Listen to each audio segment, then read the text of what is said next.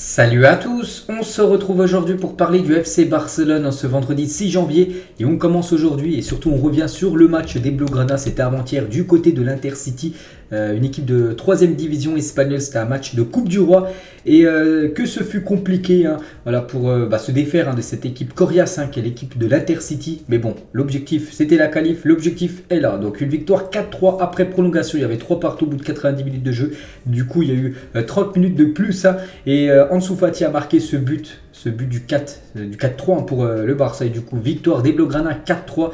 Donc voilà, vraiment un match complètement fou cette rencontre. Bon, après le Barça a complètement dominé, le Barça aurait pu vraiment plier le match beaucoup plus tôt qu'attendre les prolongations pour gagner et surtout se qualifier. Donc voilà les stats, il n'y a rien à dire les gars, le Barça était au-dessus. Mais voilà, l'équipe de l'Intercity, vu que le Barça n'arrivait pas à tuer le match, ils ont à chaque fois réussi à revenir. Donc déjà félicitations à eux parce qu'ils ont beaucoup gêné le FC Barcelone. Et du coup le Barça est en 8ème de finale de Coupe d'Espagne.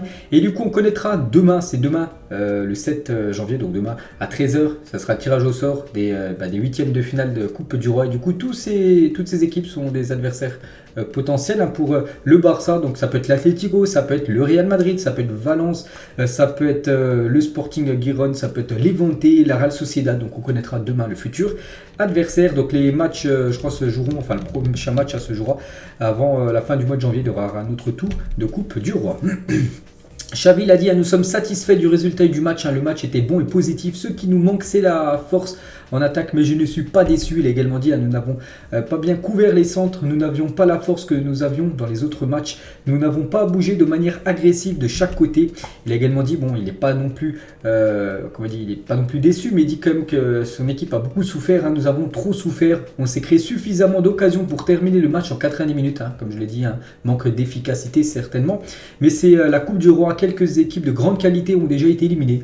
Voilà, des fois il y a des surprises. Et avant-hier, il a failli y avoir une surprise. Heureusement, ça a bien tourné pour le club Blaugrana. Il parle aussi d'Araujo qui a joué. Il va bien et il va mieux. Je suis très heureux de le retrouver. C'est un guerrier. Araujo en plus, il a joué au bout de seulement 4 minutes de jeu. Il a inscrit un but. On en parlera tout à l'heure. D'Araujo, c'est une autre déclaration de Xavi les dernières. Sur chaque centre, on n'était pas bon défensivement. C'est que la défense de toute façon, sur les coups de pied arrêtés, ça a toujours été ça. Du côté du FC Barcelone, ça a toujours été un point faible du côté du club. Nous ne pouvons pas partir heureux, satisfaits d'avoir gagné de quelques séquences dans le jeu, mais nous devons être plus tueurs. En gros, gagner le match bien avant qu'aller en prolongation. Nous avons bien joué, mais nous manquons encore d'efficacité dans nos deux surfaces. De manière générale, je suis satisfait. Il parle aussi de l'absence de Lewandowski dimanche contre l'Atlético. Est un revers et c'est inattendu. Nous n'avons pas d'autre choix que d'obéir comme nous l'avons fait quand ils nous ont dit qu'ils pouvaient jouer contre l'Espagnol. Il a également dit, nous savons que c'est la coupe et ils avaient une motivation supplémentaire, une petite équipe quand elle affronte la grosse, donc voilà, à chaque fois les joueurs se surmotivent, puis on a pu le voir bien sûr avant-hier lors de cette rencontre.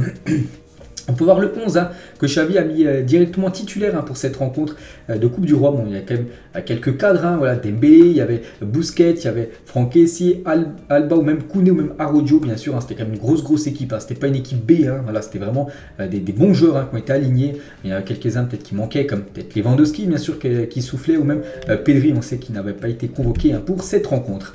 Et celui qui a rayonné bien sûr lors de ce match, celui qui a inscrit le 4ème but, le but synonyme de la qualif, même s'il n'a pas commencé, c'est Ansu Fati qui rentre en cours de jeu. On peut voir qu'il fait les unes, donc que ça soit hier, aujourd'hui, il fait les unes des journaux espagnols, plus catalans. Donc Mundo Deportivo hier, voilà, Ansu Fati, la même chose, la une Journal Sport au lendemain de la victoire. Et aujourd'hui, de nouveau, il fait la une du Journal Sport.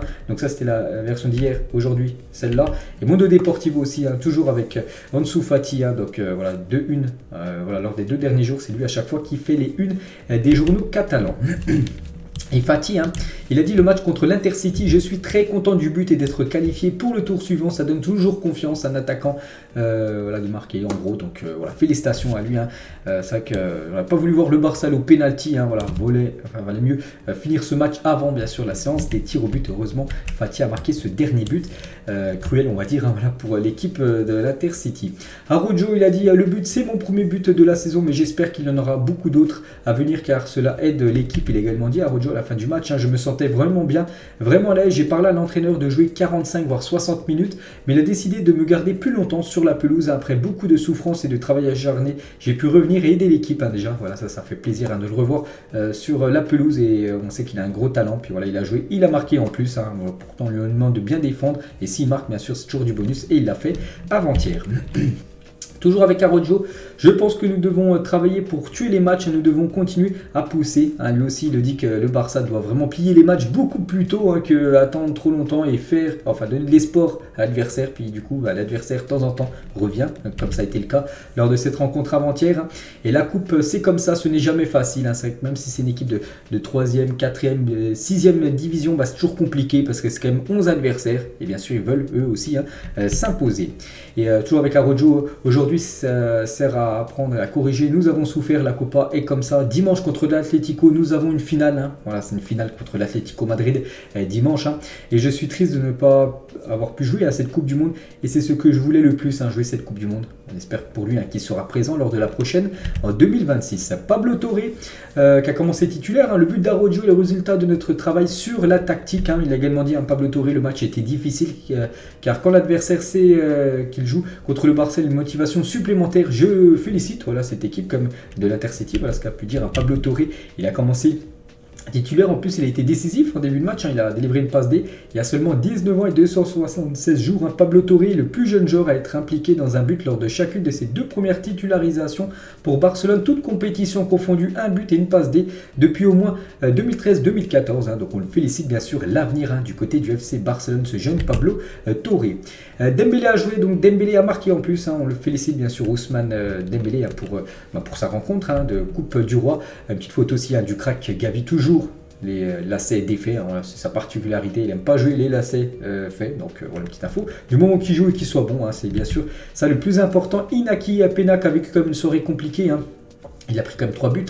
Je suis heureux de me qualifier pour le tour suivant et heureux de devenir un joueur de l'équipe première. Toute ma famille était ici dans les tribunes. Heureusement quand même que le Barça en a mis 4 parce qu'il en a quand même pris 3. Voilà. Après il y a quand même la qualif et bien sûr il était content de gauler vu que normalement c'est Ter Stegen, mais vu que c'est un match de coupe, c'est lui qui a gaulé titulaire. Et côté Intercity, on va juste parler de ce joueur Oriol Soldevilla, joué pour la Masia, donc le centre de formation du FC Barcelone. Il y a 3 ans, c'était tout récent. Et c'était avant-hier, il a inscrit un triplé face au Barça. Ce joueur qui a fait beaucoup de mal. C'est ancien joueur de la Masia qui joue maintenant du côté de l'Intercity. Il a dit j'ai toujours été culé, donc en gros j'ai toujours été un supporter tout simplement du FC Barcelone. Je suis socio du Barça depuis ma naissance. Ce qui s'est passé aujourd'hui était un rêve pour moi déjà de jouer contre le Barça. Et c'est bien pour lui parce qu'il a marqué quand même 3 buts contre le FC Barcelone.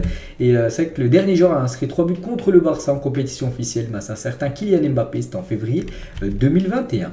Du coup, ce match de Coupe du Roi, ça y est, c'est fait, il y a la qualif, donc c'est ça le plus important. Donc demain, on connaîtra l'adversaire qui sera rajouté dans ce programme des prochains matchs du Barça. Et le prochain match, c'est contre l'Atlético Madrid, le 8, donc on est le 6, c'est après-demain, dimanche soir, 21h. Et après, 4 jours après, ça sera un déplacement en Arabie Saoudite pour affronter le Betis Séville en demi-finale de Super Coupe d'Espagne. Il y aura aussi peut-être une autre affiche. La finale, bien sûr, si la demi est gagnée. Du coup, voilà le gros programme du Barça concernant ces prochains jours. Et concernant cette Super Coupe d'Espagne, donc le Barça joueront, c'est jeudi prochain, ce sera le 12, et la veille les gars, ce sera Real Madrid-Valence, les deux équipes gagneront les 2 demi-finales, s'affronteront le dimanche 15 janvier pour la finale de la Super Coupe d'Espagne. Et toujours avec cette Super Coupe d'Espagne, comportera une technologie de hors-jeu semi-automatisée, la même qui a été utilisée lors de la Coupe du Monde au Qatar. Voilà, donc voilà, petite info de plus concernant cette Super Coupe. Concernant le match contre l'Atlético Madrid, on peut déjà voir une compo qui commence à sortir. Donc Ter Stegen devrait retrouver sa place de titulaire, bien sûr. Donc Koundé, Araujo, Christensen, Baldé devrait être la défense. N'oubliez pas que Jordi Alba est suspendu pour ce match. Du coup, Baldé devrait commencer défenseur gauche, Koundé défenseur droit et Araujo, Christensen dans l'axe. Busquets, De Jong, Pedri milieu de terrain. Et devant, ça devrait être Dembélé, Ferran Torres et Ansu Fati. N'oubliez pas que Lewandowski n'est pas là. Officiel, le TAS rejette l'appel du FC Barcelone pour la suspension de Robert Lewandowski. Le Polonais manquera donc les 3 prochains matchs match. Il avait pu jouer contre l'Espagnol Barcelone samedi dernier, mais là les 3 prochains, c'est sûr qu'il ne sera pas là, c'est officiel. Le Barça fait appel pour en gros enlever la suspension. Du coup non, ça a été refusé. Du coup les 3 prochains matchs, c'est l'Atlético ce week-end, c'est Retafe et c'est l'équipe de Gérone, voilà, où il ne sera pas là, Robert Lewandowski, et c'est officiel. On va parler d'Eric Garcia qui va jouer son 50e match après-demain, bien sûr s'il joue, parce qu'on l'annonce plutôt sur le banc. Voilà, ça sera son 50e match depuis son arrivée du côté du club. Le travail d'aujourd'hui en images, donc voilà quelques photos tout simplement de l'entraînement du jour aujourd'hui pour préparer ce match contre l'Atlético Madrid après-demain. On peut voir Ansu Fati, on peut voir aussi Christensen, Pedri, Ansu Fati, on a beaucoup parlé tout à l'heure. Voilà, Lewandowski qui s'entraîne bien sûr, Robert Lewandowski même s'il joue pas, bien sûr il s'entraîne avec le groupe, ou même Araujo, donc voilà, sous le beau soleil actuellement du côté de Barcelone. Toujours avec le Barça, on peut voir que c'est l'une des équipes qui a pris le plus de points cette saison parmi les gros championnats. Donc voilà, 5e position, sont cumulés en gros tous les points pris par les meilleures équipes des gros championnats européens. Du coup voilà, le Barça a 38 points également, exactement, avec 38 points aussi pour le Real Madrid. Mais voilà, on peut voir seulement Lens, Naples, Arsenal et le PSG qui ont pris plus de points que le Barça, on va dire cette saison. Mais bon, après il faut oublier que le Barça a 15 matchs joués, alors que par exemple l'équipe du PSG ou Arsenal en tête, eux ils ont 17 matchs joués, donc 2 matchs de plus. Il y a 5 ans, jour pour jour, souvenez-vous les gars, un certain Philippe Coutinho signait du côté du FC Barcelone contre 145 millions d'euros. Donc voilà, une somme comme ça lors d'un mercato hivernal, c'est très très rare et voilà, ça a été un flop. Voilà, pour aller directement au but, ça a été un flop. Philippe Coutinho. Et toujours avec les infos transferts, peut-être qu'il y a un joueur aussi de Liverpool qui pourrait atterrir du côté du Barça. Donc Xavi apprécie beaucoup Roberto Firmino et le Barça pourrait même être intéressé par sa signature. Bon après, Firmino ne coûte pas ce prix-là, il pourrait même coûter 0 € parce qu'il est en fin de contrat, en fin de saison du côté de Liverpool et pour l'instant il n'a toujours pas prolongé et c'est pour ça que le Barça et Xavi s'intéressent bien sûr au profil de l'attaquant brésilien. Le Barça est en bonne position pour signer N'Golo Kanté au cas où il déciderait de ne pas renouveler son contrat avec l'équipe de Chelsea, parce qu'on pour l'instant on ne sait toujours pas s'il va prolonger ou non, mais s'il venait à ne pas prolonger, le Barça serait tout en haut de la liste en gros des clubs intéressés bien sûr pour la signature de Kanté s'il venait à ne pas prolonger du côté des Blues. Toujours avec les infos transferts, donc regardez par exemple le prix de Pedri et Gavi par rapport, ils sont dans le top 10 des joueurs à la plus forte valeur marchande en 2023. Donc Pedri coûterait actuellement 170 millions d'euros et Gavi 148 millions d'euros. Donc tout est pris en compte, l'âge du joueur, encore les années de contrat du joueur, tout ça. Donc voilà, ils ont une grosse valeur marchande bien sûr, le duo Pedri et Gavi. Le joueur le plus décisif de l'ère Xavi, c'est Dembélé depuis que Xavi a pris l'équipe du Barça. Donc Dembélé, lui, c'est 8 buts et 20 passes décisives sous l'ère Xavi. C'est quand même énorme, bien sûr, pour Dembélé. Et toujours avec Ousmane, donc il a un léger malaise, en gros, il a une petite blessure, on va dire, face à l'Intercity, il y a quelques jours. Cependant, sauf surprise, il débutera contre l'Atlético Madrid. En gros, il y avait une petite gêne, mais voilà, ça ne devrait pas le gêner pour le match contre l'Atlético. Il devrait bien sûr être titulaire, Ousmane Dembélé. Et Dembélé n'écoutera aucune offre pour le moment et se concentrera sur la saison en cours, puis décidera de son avenir. N'oubliez pas qu'il est en fin de contrat dans 1 an et demi, en juin 2024. Et pour l'instant, il n'écoute aucune offre. Voilà, il est bien du côté du Barça. Et il a fait quelques déclarations. Je suis content et je vais continuer à travailler pour continuer le voyage à Barcelone. J'ai renouvelé il y a à peine 4 mois. Et c'est pour ça qu'il se voit encore quelques années de plus du côté du Barça. Il parle sur un possible transfert au PSG. N'oubliez pas que le PSG le voulait l'été dernier. Du coup, ça ne s'est pas fait. Je suis bien à Barcelone. J'ai un bon cadre de vie. Je suis bien aussi avec le coach. J'ai la confiance de l'entraîneur, des dirigeants aussi. Voilà, je suis heureux. Donc en gros, il part totalement. Il dit non directement à un transfert du côté de Paris.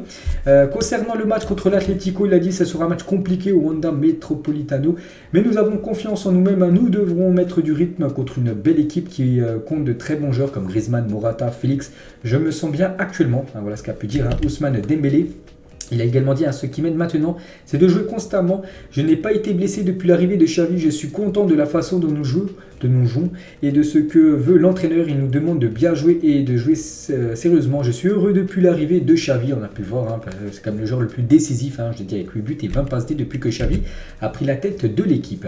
Et il revient les gars sur cette question qui a été posée à 3 joueurs du Barça, Dembélé, Koundé et Fati. Donc Dembélé tout d'abord par rapport à la suspension de Lewandowski. On veut Lewandowski avec nous. C'est un grand attaquant. Il a marqué plusieurs buts, mais on a des solutions et d'autres feront comme il faut pour remplacer potentiellement pendant 3 matchs Robert Lewandowski. Donc Koundé par rapport à la suspension de Lewandowski. Donc Lewandowski est un joueur important pour l'équipe, mais je pense qu'on a d'autres solutions. On peut compenser son absence. Il a des joueurs à Barcelone qui peuvent jouer au cœur de l'attaque. On a beaucoup de confiance dans l'équipe. Bien sûr, il ne faut pas seulement reposer sur Lewandowski par exemple. S'il est blessé ou est suspendu, il faut trouver bien sûr des autres joueurs pour marquer ses buts, et Fati aussi, la suspension de Lewandowski. C'est dommage qu'il ne puisse pas être là, mais il y a beaucoup d'attaquants et nous allons tous faire de notre mieux pour aider l'équipe. C'est peut-être lui qui pourrait peut-être commencer titulaire pour remplacer Lewandowski, suspendu lors du match contre l'Atlético Madrid. Et par Ansu Fati, du match contre l'Atlético, on sait que ça sera difficile. C'est vrai que les battre l'an dernier avait été, avec un grand match, a été un tournant pour nous. Je me souviens bien sûr de cette rencontre et l'intensité de l'Atlético. On sait que c'est une équipe qui va au contact, l'Atlético. Nous ne voulons pas être pris par surprise. Nous savons à quoi ressemble l'Atlético et nous devons rivaliser avec cette équipe qui est troisième actuellement bien sûr du championnat espagnol, alors que le Barça premier ex-aequo avec le Real. Toujours avec Fati, nous n'avons aucun doute. Nous sommes toujours leaders en Liga. Nous avons une chance de le rester dans le vestiaire. Nous sommes convaincus de ce que nous faisons. Et il a également dit Fati, bien qu'il y ait beaucoup de discussions, je suis calme, je travaille tous les jours car avec un travail acharné, tout viendra, je vais tout donner pour ce club et pour les fans qui me soutiennent tant. Donc en gros, d'après ses propos, il se plaît très bien du côté du club et il espère rester de nombreuses années du côté du club. Pedri aussi, quelques déclarations de Pedri. Tous les entraîneurs m'ont dit que je devais m'améliorer en termes de but et je le sais, mais je peux aussi m'améliorer dans beaucoup de choses en prenant les bonnes décisions, en pénétrant davantage dans la surface adverse, en travaillant davantage pour l'équipe. C'est vrai. Souvent ça ce que demande Xavi à Pedri, d'essayer de plus marquer, de tenter plus sa chance. C'est vrai que de temps en temps, on l'a déjà vu où il était en situation de frappe. Il a préféré encore faire une passe que frapper. Et voilà, c'est ce qu'on lui reproche, peut-être les seules critiques qu'on peut dire, bien sûr, par rapport à Pedri qui doit plus tenter. Il va marquer bien sûr plus de buts. Et le titre de champion est très important pour nous et nous allons tout donner pour le gagner. Bien sûr, c'est comme l'objectif numéro 1 du côté du club, remporter ce championnat de Liga. Laporta aussi, quelques déclarations de Juan Laporta. En principe, si tout se passe bien, Busquets continuera jusqu'à la fin de la saison et à la fin de la saison, nous en parlerons. Il a également dit pour Gavi, on va attendre juin pour l'inscrire avec l'équipe première, parce que pour l'instant il est toujours inscrit en équipe B, mais bon, je joue toujours avec l'équipe 1. On a accepté la décision du TAS pour Robert par rapport à la suspension. Il a également dit à Laporta, j'ai un peu dormi, nous sommes rentrés à Barcelone à 3h du matin, heureux que le Barça soit passé par rapport à la Coupe du Roi. Le match était amusant et le comportement de l'équipe était bon. Oui, nous avons souffert à certains moments du match, mais c'était clair que nous allions gagner. Mais le Barça a gagné. Hier, c'était un match distrayant, donc par rapport à cette rencontre contre l'Intercity, il a également dit, nous sommes favorables à un contrôle financier, mais si vous comparez la Liga et la Première Ligue, je pense que Tebas y réfléchira. Il a également dit le Barça a une capacité extraordinaire à générer des ressources. Cette année, nous allons battre un record dans ce domaine. Nous sommes à 212 millions et nous avions budgétisé 189 millions d'euros. Je suis fier de ce que le club est attrayant pour les sponsors. Il a dit oui, on a une relation avec Messi. Voilà, je relaye vraiment tout ce qu'a dit Laporta. C'est une interview d'hier, donc voilà, c'est tout récent. Il parle aussi de Ruben Neves, qui est une piste du côté du Barça. Neves est un grand joueur. Busquets ne durera pas éternellement et des discussions internes sont en cours pour remplacer un remplaçant. Francky de Jong peut jouer à ce poste, mais il ne peut pas le faire seul. Xavi décidera s'il veut un renfort, pourquoi pas Ruben Neves du côté du club. Il parle aussi du renouvellement d'Alejandro Balde. Ça se passe bien, il y a une bonne relation avec son agent Jorge Mendes. Il veut continuer au Barça et on compte tous sur lui pour continuer l'aventure. Alejandro Balde qui pourrait prolonger très prochainement l'aventure Blaugrana. Il a également dit si tout se passe comme prévu, le Barça reviendra au Camp Nou en novembre 2024. Dans un an et demi à peu près, avec une capacité de 70% du Camp Nou qui sera réalisable. Et ce projet Espagne-Barça sera achevé en juin 2026, quand tout le stade, bien sûr, la rénovation du stade sera finie à 100%. Il parle de Haaland, voilà, il dit des mots sur Haaland. Nous verrons comment il se débrouille à Manchester City en ce moment. Nous avons Robert Lewandowski qui se débrouille très très bien. C'est vrai qu'oubliez pas que le Barça, avant de recruter Robert Lewandowski, préférait plutôt recruter Erling Haaland. Après, ça a été compliqué, surtout financièrement, du coup il a signé à City. Mais c'est vrai que peut-être dans le futur, ça pourrait pourquoi pas être un joueur blaugrana. Toujours avec Laporta, maintenant Messi est un joueur parisien, je préfère ne pas parler de lui, nous nous concentrons sur Barcelone. Léo fera toujours partie bien sûr de Barcelone. Non, on ne paiera pas 80 millions d'euros pour Bernardo Silva. Voilà, c'est très intéressant quand même tout ce que dit Laporta, voilà, c'est trop cher. C'est pour ça que le Barça pour l'instant s'intéresse s'intéresse plus à Silva, trop cher, 80 millions d'euros demandés par City.